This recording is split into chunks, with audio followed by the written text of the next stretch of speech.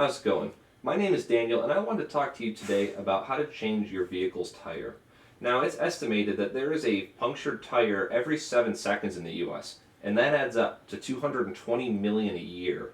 And it is estimated that any given driver will have at least 5 flat tires throughout their life.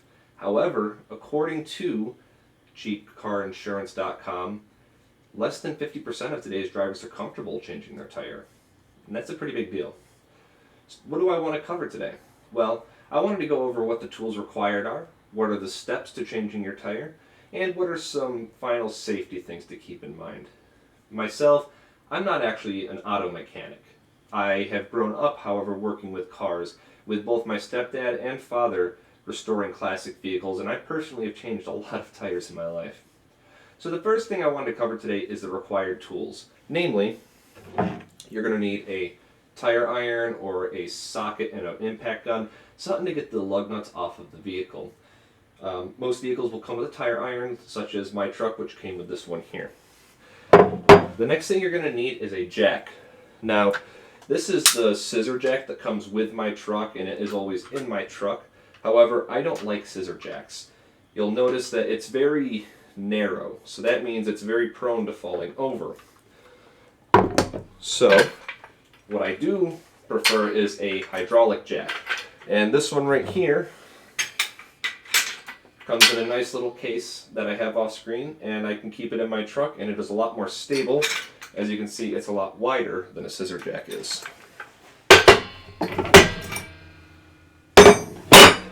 The last thing is going to be a jack stand. Now, these are the ones that I keep in my vehicle, and basically all this is going to do is provide some place for the vehicle to land if it falls off the jack, because you don't want it to fall on you instead of this.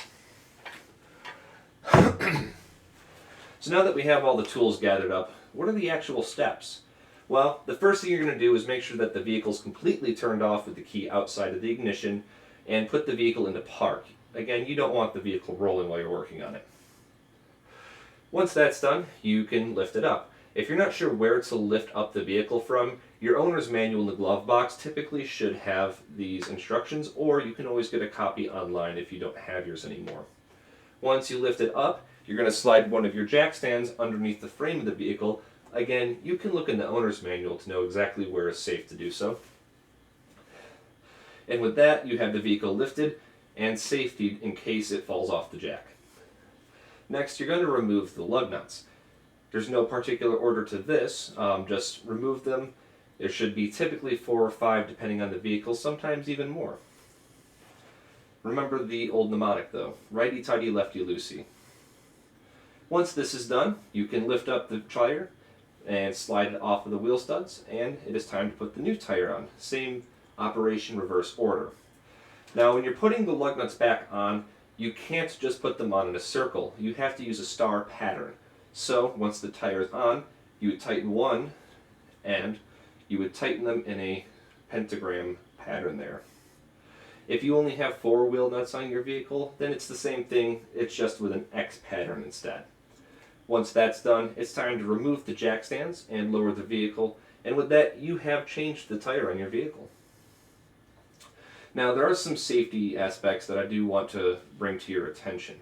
The main thing is if you're stuck on the side of the road, maybe it's dark, maybe visibility is just not great, I highly recommend for these situations, bring some road flares or safety triangles, something to keep in your vehicle just to make sure people can see you if you're stuck on the side of the road.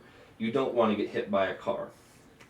And the other main thing is whenever you're lifting a vehicle, especially for changing tires, whenever you're pulling that old tire off or putting that new tire on, you want to be aware of where your hands are.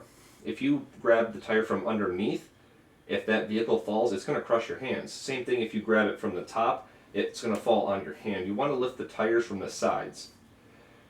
And finally, I just wanted to point out that according to danapoints.com, there are more than 4,000 injuries annually that are treated due to accidents involving jacking a vehicle up.